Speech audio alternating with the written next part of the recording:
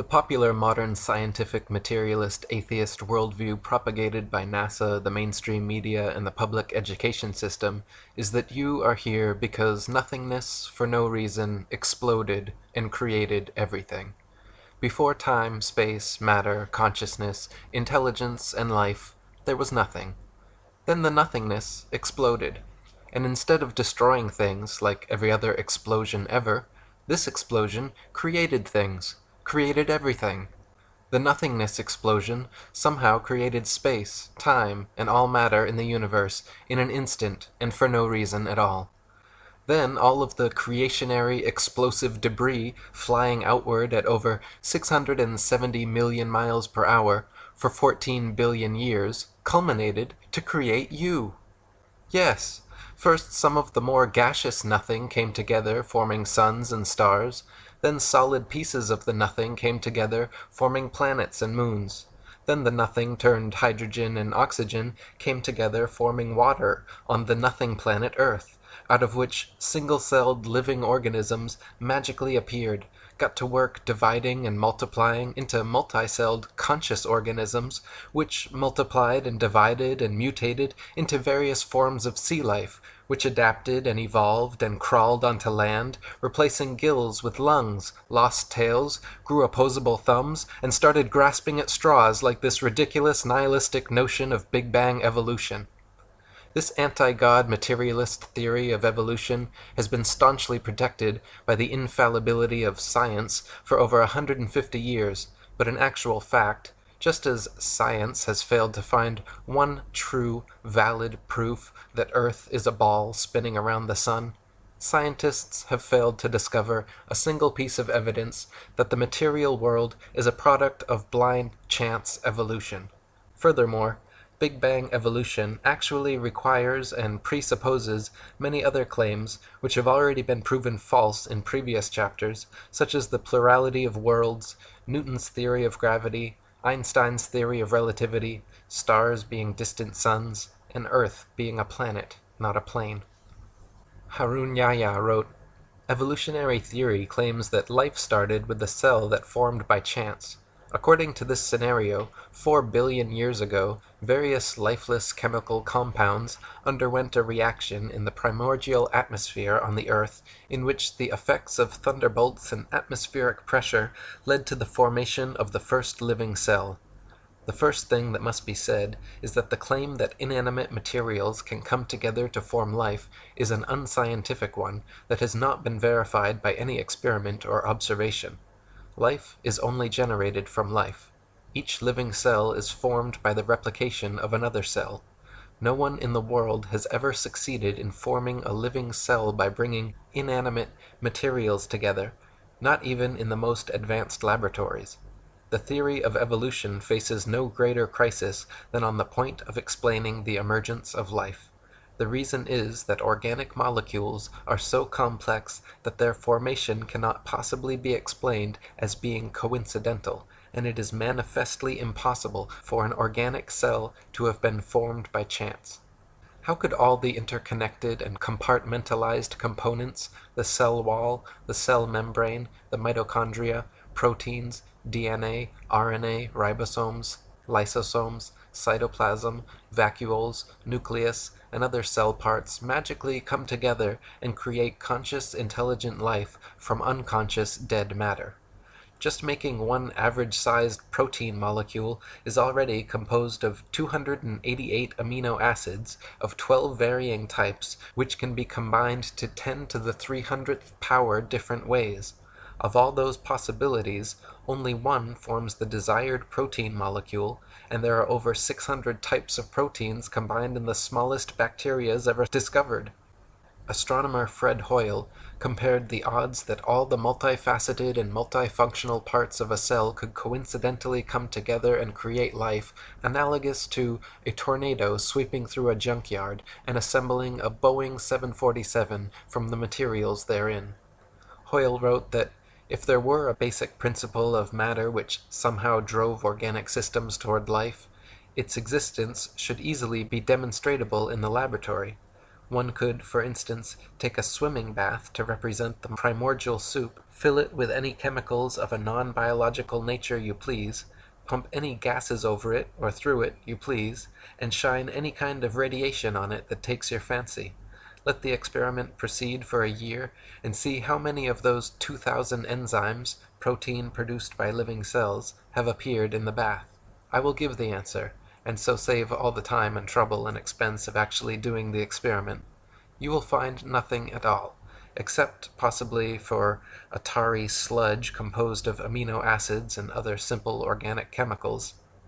Even if scientists placed all the chemical substances necessary for life in a tank, applied to them any processes of their choice, and waited for billions of years, not a single living cell could or would ever form. Astrobiologist Chandra Wickraman Singh wrote, "The likelihood of the spontaneous formation of life from inanimate matter is 1 to a number with 40,000 zeros after it. It is big enough to bury Darwin and the whole theory of evolution. The beginnings of life were not random. They must have been the product of purposeful intelligence. From my earliest training as a scientist, I was very strongly brainwashed to believe that science cannot be consistent with any kind of deliberate creation. That notion has had to be painfully shed. At the moment, I can't find any rational argument to knock down the view which argues for conversion to God. We used to have an open mind. Now we realize that the only logical answer to life is creation, and not accidental random shuffling." Harun Yahya wrote, "Scientific proofs from such branches of science as paleontology, microbiology, and anatomy reveal evolution to be a bankrupt theory. It has been stressed that evolution is incompatible with scientific discoveries, reason, and logic. Those who believe in the theory of evolution think that a few atoms and molecules thrown into a huge vat could produce thinking, reasoning professors, university students, scientists, artists, antelopes, lemon trees, and carnations. Moreover, the scientists and professors who believe in this nonsense are educated people. That is why it is quite justifiable to speak of the theory of evolution as the most potent spell in history. Never before has any other belief or idea so taken away people's powers of reason, refused to allow them to think intelligently and logically, and hidden the truth from them as if they had been blindfolded. Consciousness, life, the beautiful diversity, complexity, and interconnectedness of nature and the universe simply could not be the result of some random coincidental physical phenomenon. If the likelihood of life forming from inanimate matter is 1 to the 10 to the 40,000th power, then those are precisely the magnificent odds against which the universe could be unintelligently designed. Even the simple formation of DNA and RNA molecules are similarly beyond the reach of chance to come together, equivalent to 1 times 10 to the 600th power, or 10 with 600 zeros afterwards. Such a mathematical improbability actually so closely borders the impossible that the word improbable becomes misleading. Mathematicians who regularly work with these infinitesimally small numbers say anything beyond 10 to the 50th power should be considered, for all intents and purposes, impossible. Dr. Leslie Orgel, an associate of Francis Crick, the discoverer of DNA, wrote, "It is extremely improbable that proteins and nucleic acids, both of which are structurally complex, arose spontaneously in the same place at the same time. Yet it also seems impossible to have one without the other. And so, at first glance, one might have to conclude that life could never, in fact, have originated by chemical means. Or, as Turkish evolutionist Professor Ali Demirsoy stated, the probability of the coincidental formation of cytochrome C, just one of the essential proteins for life, is as unlikely as the possibility of a monkey writing the history of humanity on a typewriter without making any mistakes. Some metaphysical powers beyond our definition must have acted in its formation." Harun Yahya wrote, "Let us suppose that millions of years ago a cell was formed which had acquired everything necessary for life, and that it duly came to life. The theory of evolution again collapses at this point, for even if this cell had existed for a while, it would eventually have died, and after its death, nothing would have remained, and everything would have been reverted to where it had started. This is because the first living cell, lacking any genetic information, would not have been able to reproduce and start a new generation. Life would have ended with its death. The genetic system does not only consist of DNA. The following things must also exist in the same environment: enzymes to read the code on the DNA, messenger RNA to be produced after reading these codes, a ribosome to which messenger RNA will attach according to this code, transfer RNA to transfer the amino acids to the ribosome for use in production, and extremely complex enzymes to carry out numerous intermediary processes. Such an environment cannot exist anywhere apart from a totally isolated and completely controlled environment, such as the cell, where all the essential raw materials and energy resources exist. The Big Bang theory is easily proven false, as the nature of explosions is to destroy, to break things down into their constituent parts, increasing chaos and decreasing order. Explosions simply do not and cannot create things, causing disparate parts to combine into more ordered wholes, as the Big Bang theory contends. Similarly, the theory of evolution is proven false by entropy, the second law of thermodynamics. It is a fact that systems left to their own devices tend to become corrupted, disordered, and dispersed over time. All things, living or not, wear out, deteriorate, and decay. They do not spontaneously come together over time in incredibly implausible combinations, creating diverse, complex, and beautiful living forms. Thus, the theory of evolution is in direct opposition to the law of entropy. Evolution supposes things become more ordered, more structured, and more complex over time. But from rust to mold to rotting corpses, nature is everywhere at odds with such a notion. Furthermore, according to the Le Chatelier principle in chemistry, life could not have been formed in the sea as evolutionists allege anyway, since the peptide bond created by amino acid chains produces water molecules. It is not possible for such a reaction to take place in a hydrous environment. Harun Yahya wrote, "Organic matter can self-reproduce only if it exists as a fully developed cell with all its organelles in an appropriate environment where it can survive, exchange materials, and get energy from its surroundings. This means that the first cell on Earth was formed all of a sudden, together with its amazingly complex structure. What would you think if you went out hiking in the depth of a thick forest and ran across a brand new car among the trees?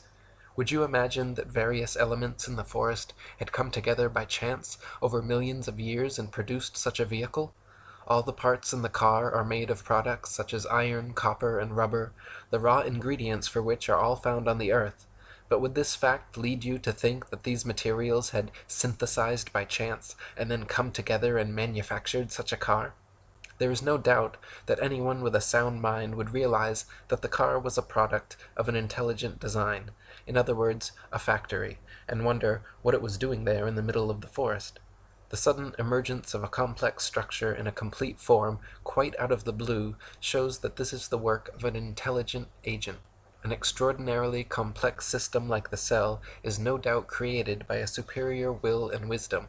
In other words, it came into existence as a creation of God.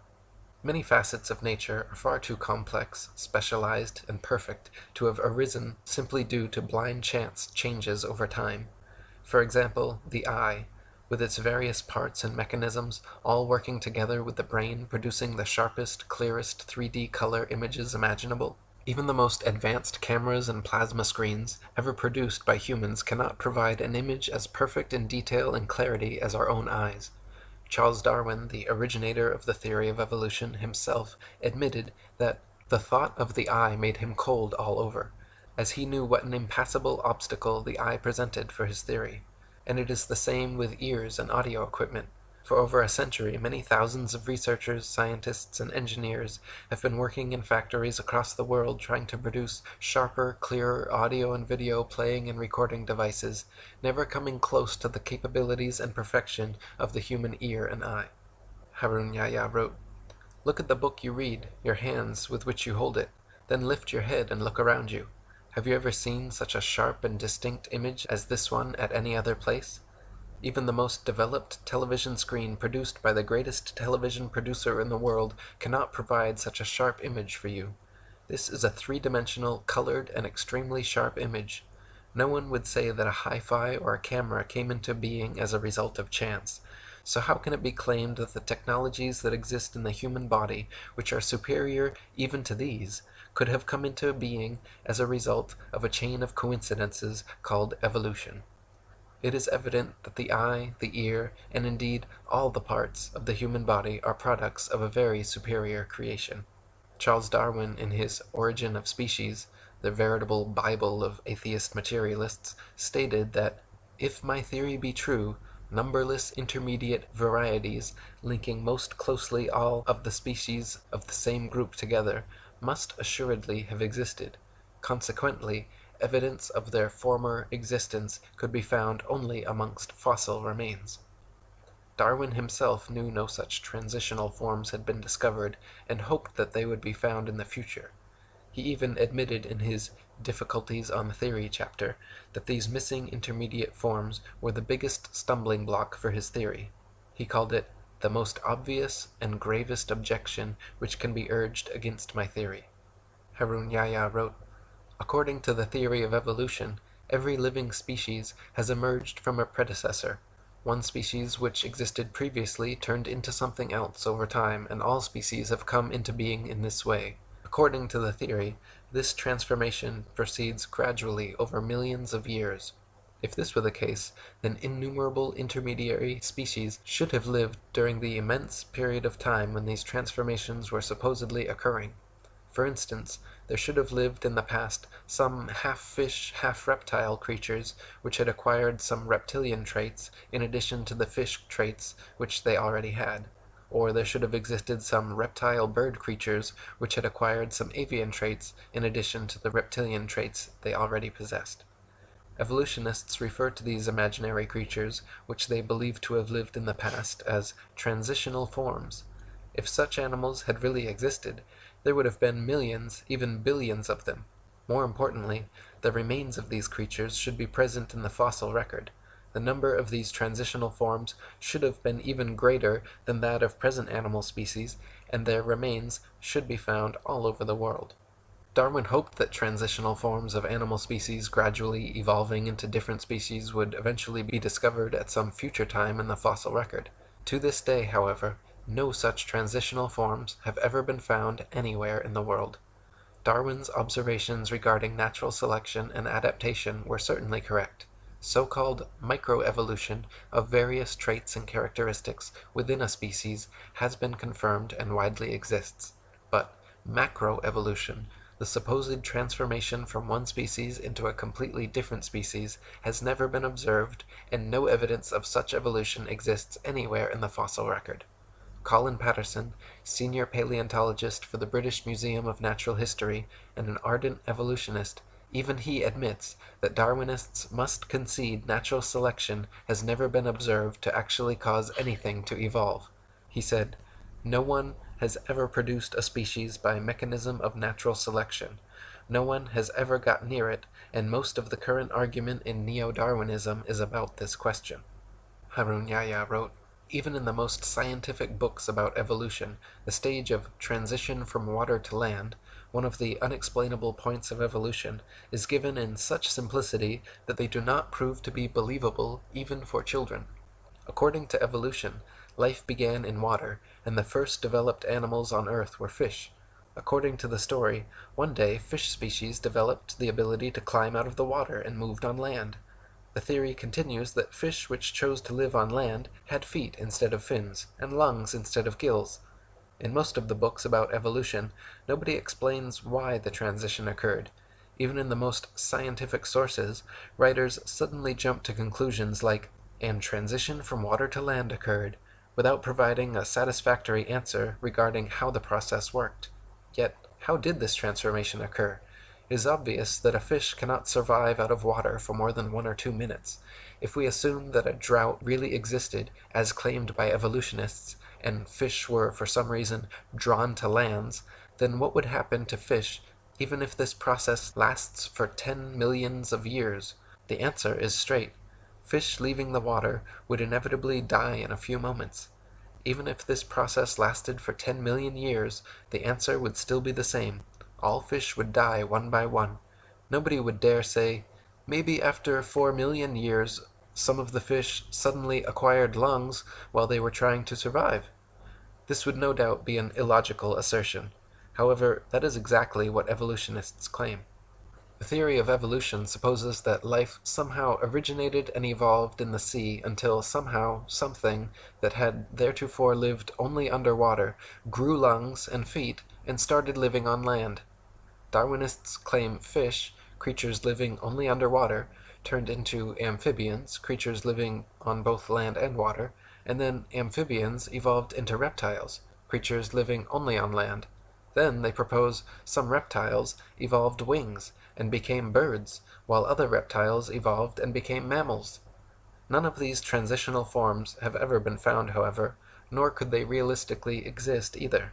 For example, amphibian eggs develop only in water, whereas amniotic eggs develop only on land, so some sort of gradual step-by-step evolution scenario is impossible, since without perfect, complete eggs, a species cannot survive. Reptiles, allegedly evolving into mammals, is another example of evolutionist wishful thinking.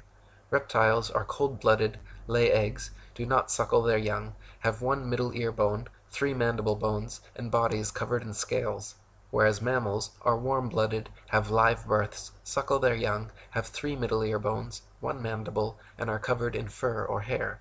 Far too many distinct differences for gradual evolution. Reptiles evolving wings is another sheer impossibility, as the structure of land-dwelling reptiles and air-dwelling birds are far too different. Engin Qurer, a Turkish evolutionist, admits the problem wings present to Darwin's theory. The common trait of the eyes and the wings is that they can only function if they are fully developed. In other words, a halfway developed eye cannot see. A bird with half-formed wings cannot fly. How these organs came into being has remained one of the mysteries of nature that needs to be enlightened. Harun Yahya wrote, "Although it is cloaked in the guise of science, the theory of evolution is nothing but a deceit defended only for the benefit of materialistic philosophy, a deceit based not on science but on brainwashing propaganda and fraud. The theory of evolution is a theory that fails from the very first step. The reason is that evolutionists are unable to explain even the formation of a single protein.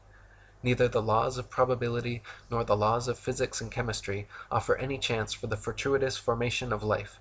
Does it sound logical or reasonable, when not even a single chance-formed protein can exist, that millions of such proteins combined in order to produce the cell of a living thing, and that billions of cells manage to form and then come together by chance to produce living things, and that from them generated fish, and that those that passed to land turned into reptiles, birds, and that this is how all the millions of different species on Earth were formed?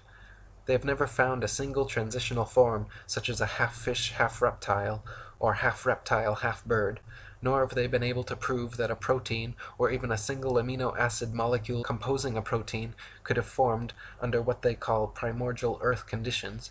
Not even in their elaborately equipped laboratories have they succeeded in doing that.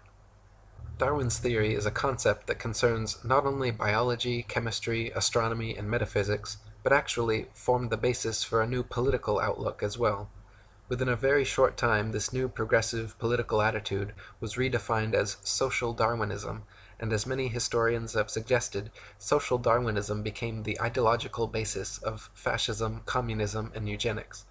Darwin's idea of natural selection and survival of the fittest were central to the insane ideologies of many of the 20th century's worst mass murderers, including Mao, Stalin, Lenin, Trotsky, Marx, and Pol Pot.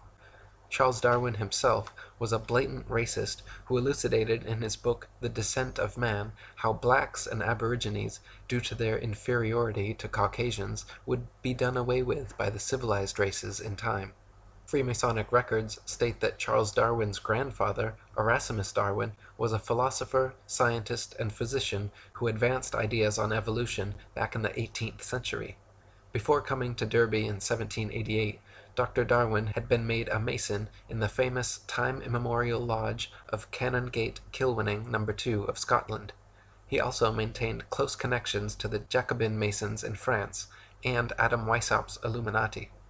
Sir Francis Darwin and Reginald Darwin, two of his sons, were also made Masons in Tyrian Lodge number 253 at Derby. Charles Darwin does not appear on the rolls of the lodge, but it is most likely that he, like his grandfather, his sons, and his bulldog, T.H. Huxley, was a Mason. Charles wrote that he used to listen to his grandfather's ideas of evolution and was greatly influenced by them. Erasmus was the first man to put forward the notion of evolution in England. He was known as a respected person, but he had a very dark private life, and at least 2 illegitimate children. Charles himself would go on to marry his first cousin and have 3 children die due to complications from inbreeding. Harun Yahya wrote, Masons, thinking that Darwinism could serve their goals, played a great role in its dissemination among the masses. As soon as Darwin's theory was published, a group of volunteer propagandists formed around it, the most famous of whom was Thomas Huxley, who was called Darwin's bulldog. Huxley, whose ardent advocacy of Darwinism was the single factor most responsible for its rapid acceptance, brought the world's attention to the theory of evolution in the debate at the Oxford University Museum, in which he entered into on June 30th, 1860, with the Bishop of Oxford, Samuel Wilberforce. Huxley's great dedication to spreading the idea of evolution, together with his establishment connections, is brought into further light according to the following fact. Huxley was a member of the Royal Society, one of England's most prestigious scientific institutions, and, like nearly all the other members of this institution, was a senior Mason. Other members of the Royal Society lent Darwin significant support. In short, Darwin wasn't acting alone. From the moment his theory was proposed, he received the support that came from the social classes and groups whose nucleus was made up of Masons. An important example which proves the fact that Darwinism is one of the biggest deceptions of atheistic Freemasonry is a resolution carried in a Mason meeting. The 33rd Degree Supreme Council of Mizraim Freemasonry at Paris reveals in its minutes its promotion of evolution as science, while they themselves scoffed at the theory. The minutes read as follows. It is with this object in view, the scientific theory of evolution, that we are constantly, by means of our press, arousing a blind confidence in these theories. The intellectuals will puff themselves up with their knowledge, and without any logical verification of them, will put into effect all the information available from science, which our agent-tour specialists have cunningly pieced together for the purpose of educating their minds in the direction we want. Do not suppose for a moment that these statements are empty words. Think carefully of the successes we arranged for Darwinism. Atheistic Freemasonry in the United States has picked up the resolution of Mizraim before long. New Age magazine in its March 1922 issue stated that the kingdom of atheistic Freemasonry will be established by evolution and the development of man himself. As seen above, the false scientific image of evolution is a deception set in the 33rd degree atheist Masonic lodges. Atheist Masons openly admit that they will use the scientists and media which are under their control to present this deception as scientific, which even they find funny. The Mimar Sinan Journal, published by the Turkish Great Freemasonry Lodge, has openly discussed their mission to use Darwinism to overthrow religion and belief in God. One article mentioned, "Today, the only valid scientific theory accepted both by most civilized countries and underdeveloped ones remains to be Darwinism. However, neither the Church nor other religions have collapsed yet. The legend of Adam and Eve is still being taught as religious teaching in holy books." In other words, it seems that one of the main goals of modern Masons, besides convincing people of the Ball Earth and Big Bang, is to abolish creationism and replace it with their godless myth of blind chance evolution. Just like Copernicus never claimed to have any new or special evidence for his heliocentric theory, Darwin never claimed to have any verifiable scientific evidence proving his evolution theory. Yet here we are 150 years later, no closer to a proof of either, but with the vast majority of indoctrinated sheeple convinced they are monkey men hanging from a spinning ball. Harun Yahya wrote, "When we look at the Western media carefully, we frequently come across news dwelling on the theory of evolution. Leading media organizations and well-known and respectable magazines periodically bring this subject up. When their approach is examined, one gets the impression that this theory is an absolutely proven fact, leaving no room for discussion. Ordinary people reading this kind of news naturally start to think that the theory of evolution is a fact, as certain as any law of mathematics. They print headlines in big fonts, According to Time magazine, a new fossil that completes the gap in the fossil chain has been found. Or, nature indicates that scientists have shed light on the final issues of evolutionary theory. The finding of the last missing link of the evolution chain means nothing because there is not a single thing proven about evolution.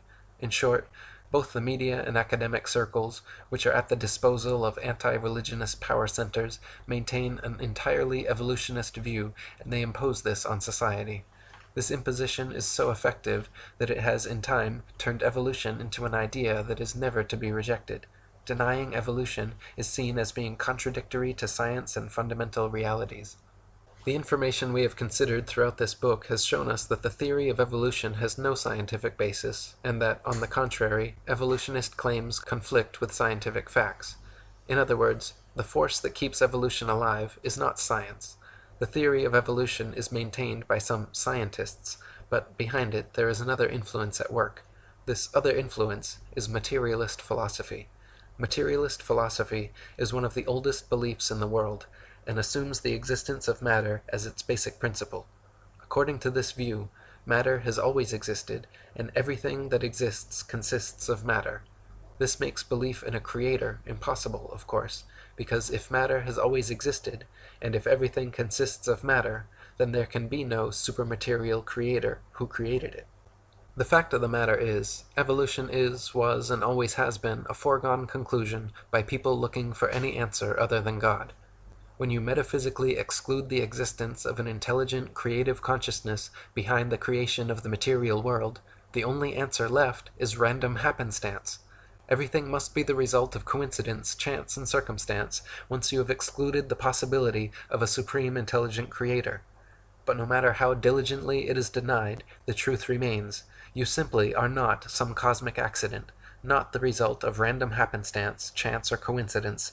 Your eyes, your ears, your feelings, your life and consciousness are all the result of the most supremely intelligent design. My previous book, Spiritual Science, is a 284-page refutation of materialist science and philosophy, which proves far beyond any reasonable doubt that atheistic materialism is an invalid, untenable, destructive philosophy, and that consciousness and intelligence existed before and beyond all space, time, and matter.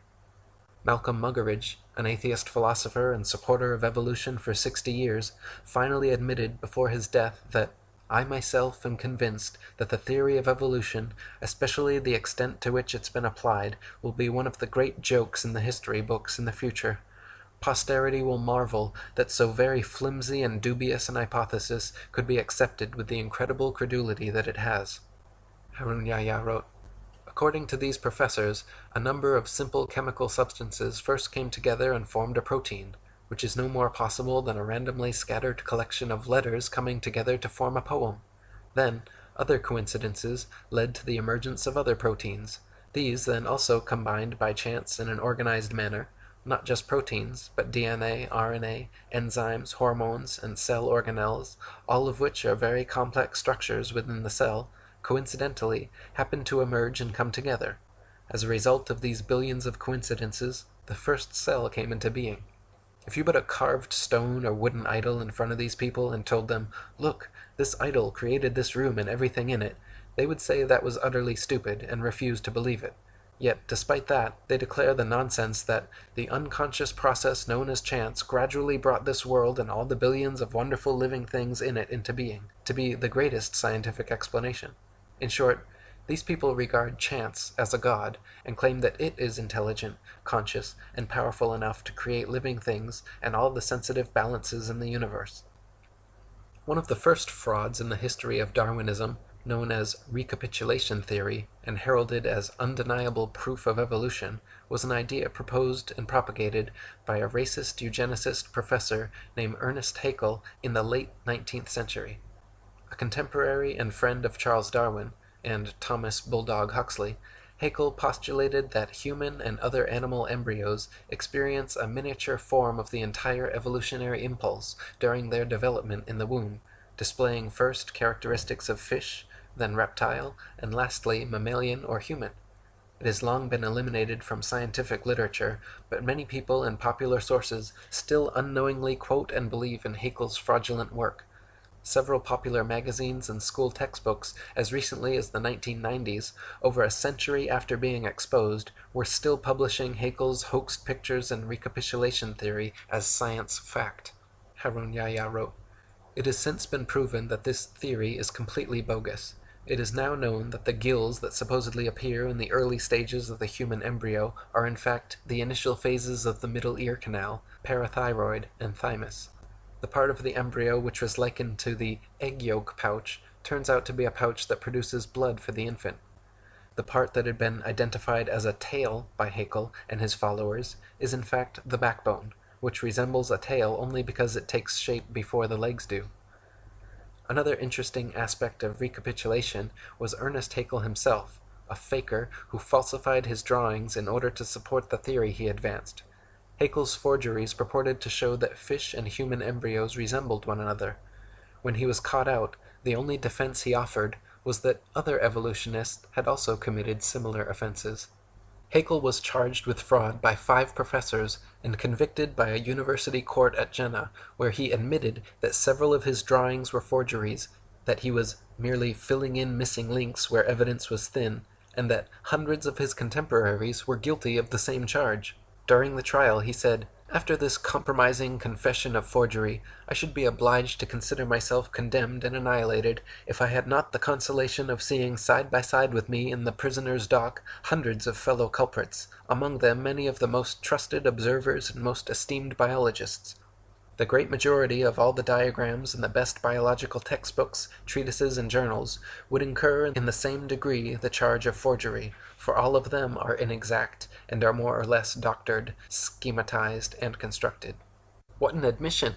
Not only did Haeckel confess his own forgeries, but he admitted that there were hundreds of other scientific fraudsters similarly doctoring findings in the best biological textbooks, treatises, and journals, several of which will be examined in this chapter.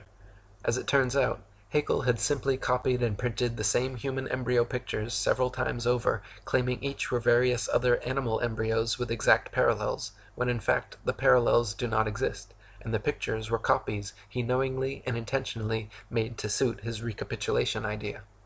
Malcolm Bowden wrote, "To support his theory, Haeckel, whose knowledge of embryology was self-taught, faked some of his evidence. He not only altered his illustrations of embryos, but also printed the same plate of an embryo 3 times, and labeled one a human, the second a dog, and the third a rabbit, to show their similarity."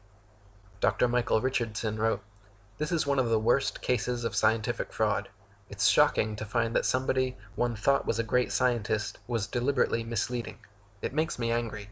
What Haeckel did was to take a human embryo and copy it, pretending that the salamander and the pig and all the others looked the same at the same stage of development. They don't. These are fakes." For the past 150 years, evolutionist scientists have been working diligently to propagandize the public into believing that modern humans are descended from ancient apes. The final and most difficult theoretical leap for the theory of evolution is this supposed million-year transition from ape to human. The utter impossibility of evolving abilities like bipedality, erect spinal columns, and complex linguistic skills has been debated since the theory was first presented, but such obstacles will never stop die-hard evolutionists set on discovering, or inventing, a believable monkey-man transitional species.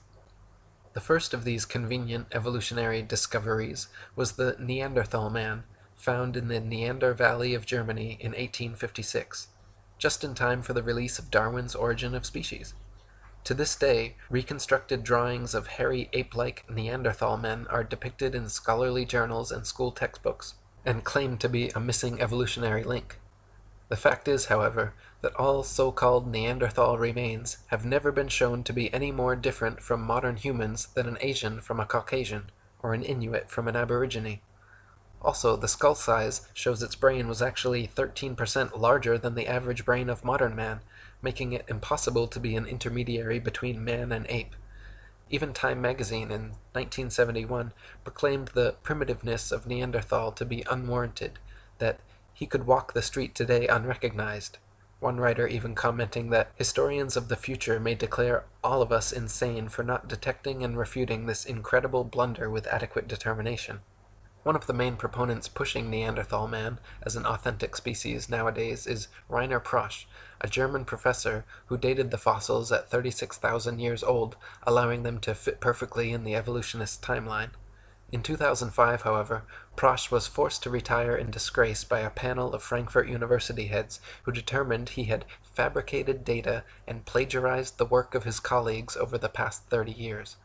The once renowned carbon dating expert has presently been completely ostracized from the scientific community.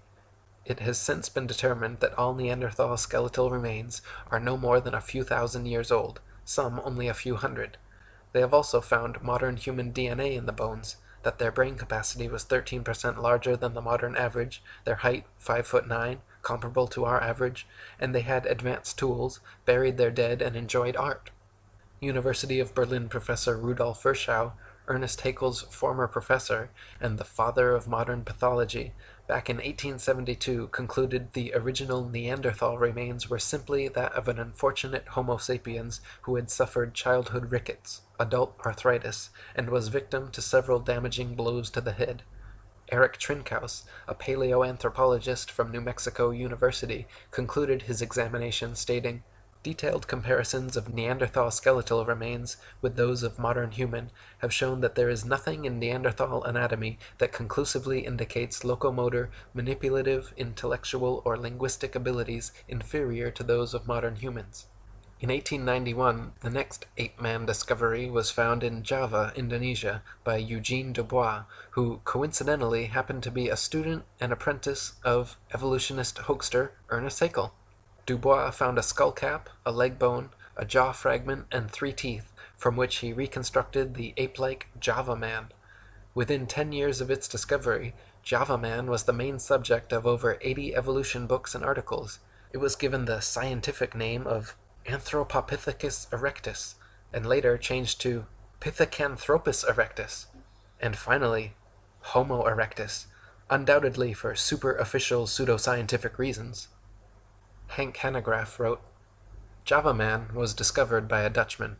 I'm a little embarrassed by that because I'm a Dutchman myself. His name was Eugene Dubois. The bones were found in 1891 on an Indonesian island of Java in Southeast Asia along the banks of the Solo River. And there was an interesting assortment. He found a leg bone, a skull cap, a jaw fragment, and 3 teeth. And that's what he concocted Java man from. Interestingly, some of the teeth were old and some young. The bones belonged to ape, female and male. It was an interesting conglomeration, and the reason that people didn't catch on to it is because the find of Dubois was kept from scholars for about 30 years. He also withheld the discovery of modern human remains, which were found in the same stratum as Java man. Of course, that would have ruined his claims that Java man was the ancestor of modern-day humans. Finally, enough pressure was placed on him that the actual bones were allowed to be examined and the discrepancies were found, and eventually enlightened America, as well as the world, found out that this was a hoax. Unfortunately, hoaxes die hard. Recently, Time magazine ran a cover story entitled "How Man Became Man," and starts off ridiculing Christians and creationists, then goes on to present Java man as though it were a fact. Java man's teeth were found to be of different ages, and the bones a mixture of human and ape, with a giant gibbon skull. Rudolf Virchow, Haeckel's own professor and the foremost pathology expert of his time, stated, "In my opinion, this creature was an animal, a giant gibbon in fact, and the thigh bone has not the slightest connection with the skull." He and many others have concluded the thigh bone is quite clearly human, while the skull cap and teeth belong to a primate. In 1912, a doctor and paleoanthropologist named Charles Dawson claimed to have found a jawbone and cranial fragment of an ape-man transitional form in a pit in Piltdown, England.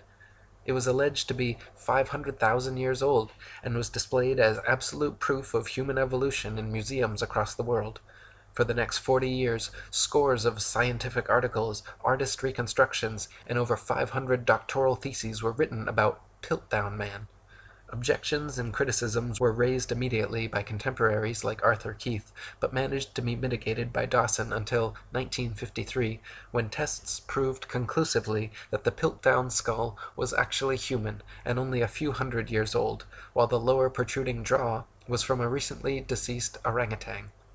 Investigators found that Dawson had artificially worn down the orangutan jaw and that the primitive tools discovered alongside the fossils were imitations Dawson had sharpened with steel implements. Objections and criticisms were raised immediately by contemporaries like Arthur Keith, but managed to be mitigated by Dawson until 1953, when tests proved conclusively that the Piltdown skull was actually human and only a few hundred years old, while the lower protruding jaw was from a recently deceased orangutan. Investigators found that Dawson had artificially worn down the orangutan jaw and that the primitive tools discovered alongside the fossils were imitations Dawson had sharpened with steel implements. Dawson also filled the molar surfaces of the teeth to more resemble those of man and stained all the fossils with potassium dichromate to give them an antiquated appearance. The stains quickly disappeared when dipped in acid, however. Wilfrid LaGraw-Clark, a member of Joseph Weiner's team who uncovered the forgery, stated that the evidences of artificial abrasion immediately sprang to the eye. Indeed, so obvious did they seem that it may well be asked, how was it that they had escaped notice before? Within days, Piltdown Man was removed from the British Museum, where it had been on display for 4 decades. Since conclusively being proven a hoax in 1953, many of Dawson's other paleontological finds have also proven to be fakes or planted. In 2003, Dr. Miles Russell of Bournemouth University published the results of an investigation into Dawson's antiquarian collection, concluding that at least 38 specimens were clear fakes, noting that Dawson's entire academic career appears to have been built upon deceit, sleight of hand, fraud, and deception, the ultimate gain being international recognition. The next fraudulent attempt at creating and propagating a supposed ape-man transitional form was carried out in 1922 by Henry Fairfield Osborn, co-founder of the American Eugenics Society, president of the White Supremacist Pioneer Fund, and director of the American Museum of Natural History.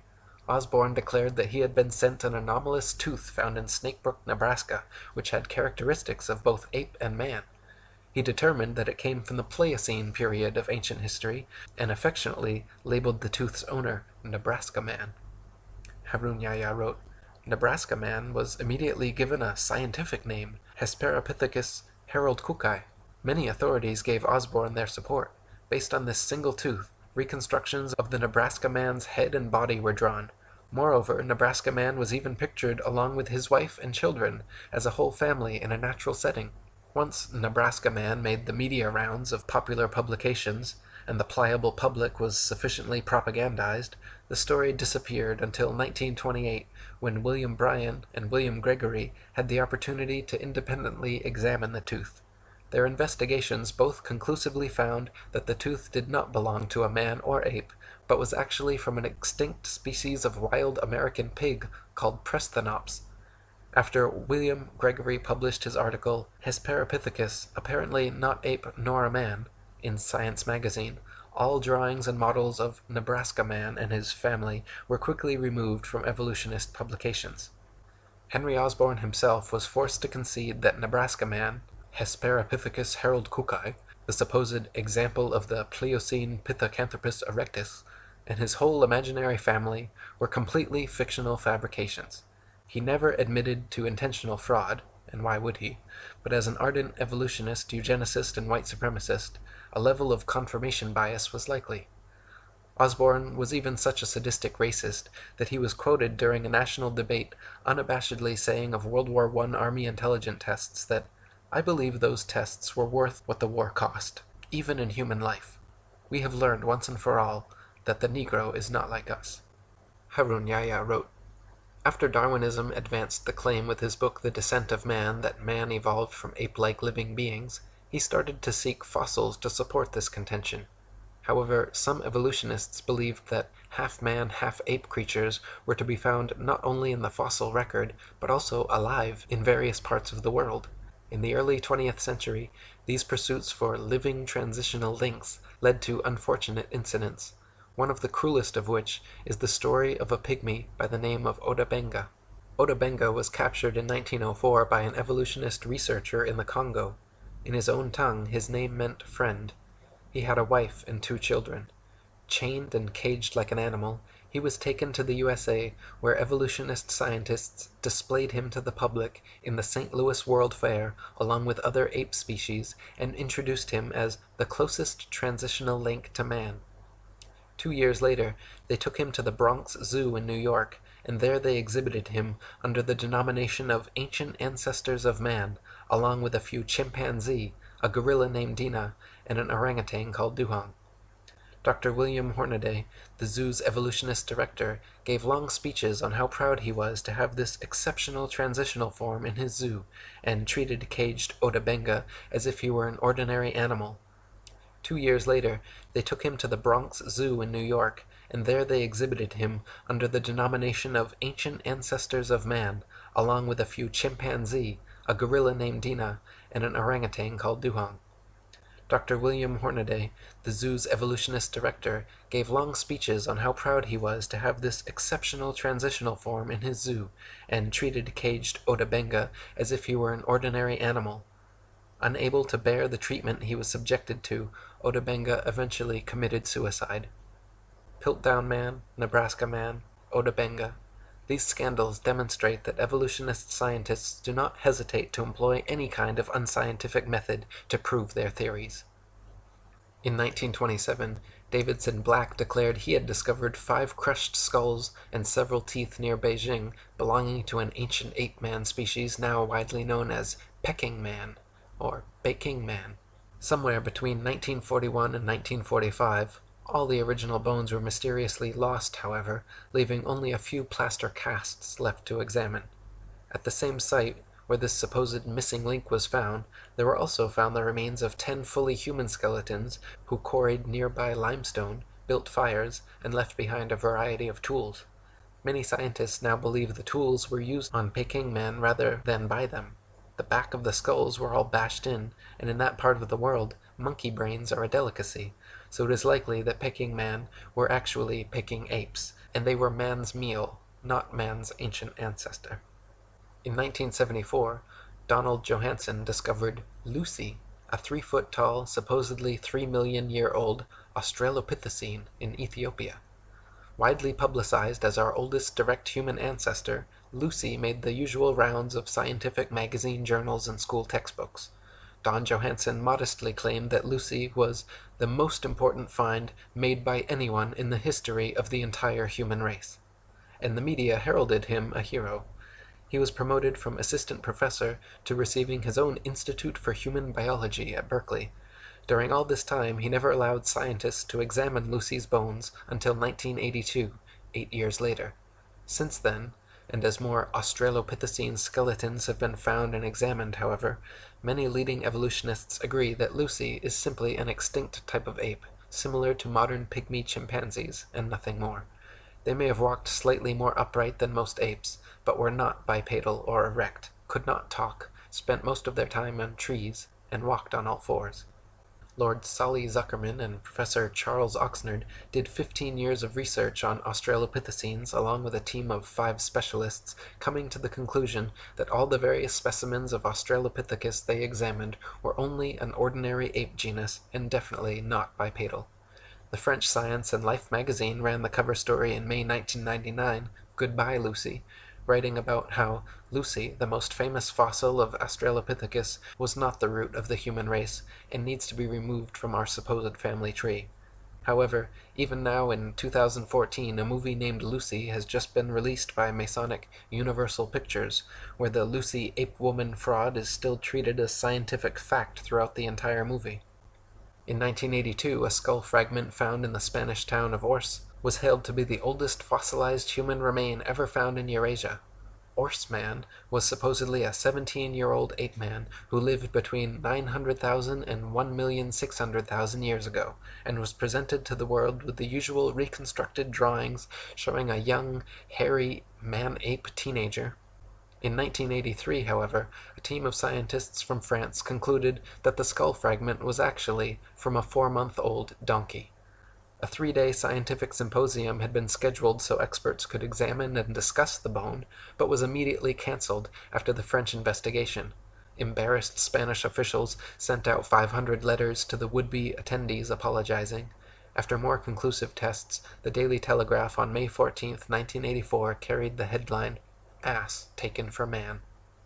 Later in 1984, Kamoya Kimu, in a team led by paleoanthropologist Richard Leakey, discovered Turkana Boy at Neriakatum near Lake Turkana, Kenya.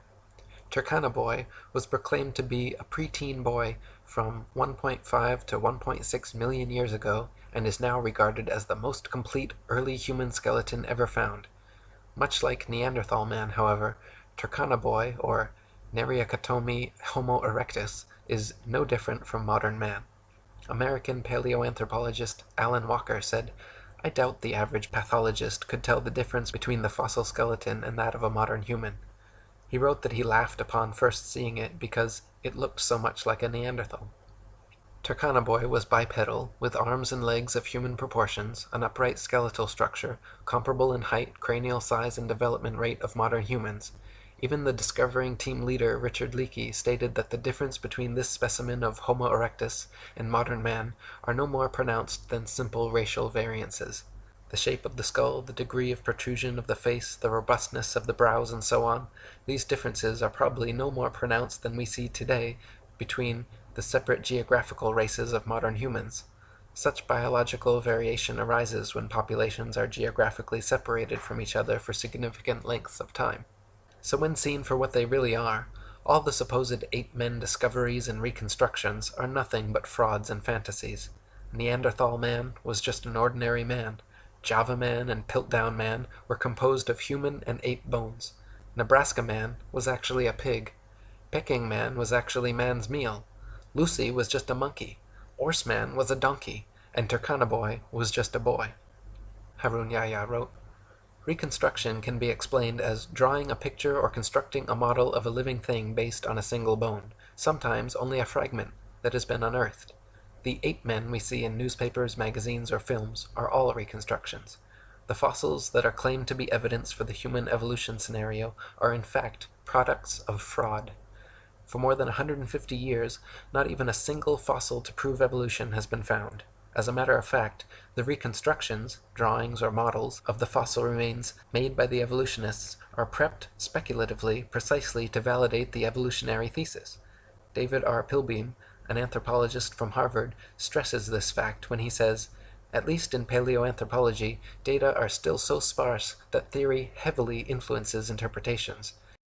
For more than 150 years, not even a single fossil to prove evolution has been found. As a matter of fact, the reconstructions, drawings or models, of the fossil remains made by the evolutionists are prepped speculatively precisely to validate the evolutionary thesis." David R. Pilbeam, an anthropologist from Harvard, stresses this fact when he says, "At least in paleoanthropology, data are still so sparse that theory heavily influences interpretations. Theories have, in the past, clearly reflected our current ideologies instead of the actual data. Since people are highly affected by visual information, these reconstructions best serve the purpose of evolutionists, which is to convince people that these reconstructed creatures really existed in the past." All the many models, drawings, cartoons, mannequins, and movies made involving various ape-men are complete fiction and fabrication, because no one can actually accurately determine the outward appearance of an animal based solely on bone structure. Soft tissue, which vanishes quickly after death and is responsible for the look of one's eyes, ears, nose, lips, hair, eyebrows, skin, etc., totally depends on the imagination of the person reconstructing them. Ernest A. Houghton of Harvard University stated, "To attempt to restore the soft parts is an even more hazardous undertaking. The lips, the eyes, the ears, and the nasal tip leave no clues on the underlying bony parts. You can with equal facility model on a Neanderthaloid skull the features of a chimpanzee or the lineaments of a philosopher. These alleged restorations of ancient types of man have very little if any scientific value, and are likely only to mislead the public. So put not your trust in reconstructions." There is no concrete fossil evidence to support the ape-man image which is unceasingly promulgated by the media and evolutionist academic circles.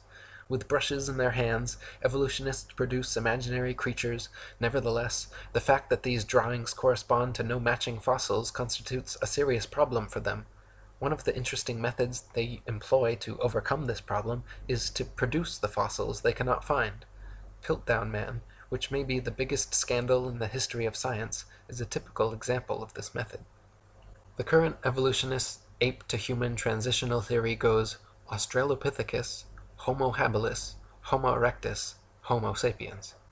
Australopithecus, which means southern ape, has been proven to be nothing but an extinct ape which closely resembles many modern chimpanzees in height, arm and leg length, skull shape, teeth, mandibular structure, and many other details. Homo habilis, a hypothetical classification created in the 1960s by Turkana boy team leader Richard Leakey, was what evolutionists deemed necessary to exist between Australopithecus and Homo erectus because the jump was far too drastic. There needed to be a species of ape-man with a larger cranial capacity that could walk upright and use tools. Serendipitously for his career, fossils unearthed in the late 1980s were deemed Homo habilis, and Leakey was regarded a scientific genius. That is, until his contemporaries Bernard Wood and C. Loring Brace determined the Homo habilis arms were too long, legs were too short, and skeletal structure too ape-like to be anything but an ape. Their fingers and toes were that of tree climbers, and their jaws and cranial capacities were comparable to modern apes. American anthropologist Holly Smith in 1994 concluded Homo habilis was not homo, or human at all, but simply an ape, just like Australopithecus. She stated that restricting analysis of fossils to specimens satisfying these criteria, patterns of dental development of Australopithecines and Homo habilis remain classified with African apes. Those of Homo erectus and Neanderthals are classified with humans. So, Australopithecus and Homo habilis, the first two classifications, are both actually fully ape, while Homo erectus and Homo sapiens, the second two classifications, are in fact fully human and comparable to modern man, with variances no greater than the natural variances of race and genetics. So even after 150 years of discoveries, evolutionists are no closer to finding a true transitional species existing between ape and man, and no closer to proving their theory. Nor can they answer how apes could develop bipedality, human arm and leg length ratios, erect spinal columns, and complex linguistic skills. If humans evolved from apes, why do apes still exist? Why don't any of these supposed transitional forms still exist now? And where are true examples in the fossil record?